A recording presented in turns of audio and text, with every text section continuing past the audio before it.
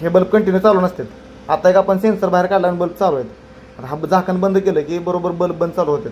37ला चालू होतात, 37.5ला बंद होतात मनाने. हा, ही काय सेन्सरला सेन्स झालं की बरोबर ते कंट्रोलरला त्यांच्या रिले पडतो की बरोबर ते बल्ब बंद चालू होतात.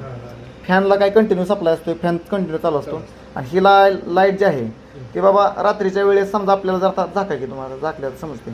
आता हे रात्रीच्या वेळेस आपला हे बल्ब थोड्या वेळानं बंद होतील. हां, हे जर बल्ब बंद झाले तर बाबा आपल्याला काय बघायचं असलं तर याच्यामधून आपण बघू शकतो, त्या काचातून यातून आपण बघू शकतो. तेवढ्यासाठी आतमध्ये कंटिन्यू लाईट आपण दिलेली आहे.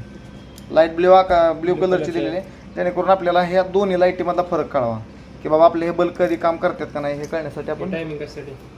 हे कंट्रोलर आहे ना, हा हे तर तुम्हाला कळतंय डिस्प्लेवरती की बाबा टेम्परेचर आता किती, आता 32 आहे. 32 आहे. आता हे ज्यावेळेस 37 होईल, 37.5 होईल त्यावेळेस हे बंद होणार. बघा बंद पडेल, बघा बंद पडलं. आता बंद पडल्यानंतर आतमध्ये लाईट पाहिजे आपल्याला. काही ब्ल्यू कलरची लाईट आपण दिलेली आहे, जेणेकरून आपल्याला पण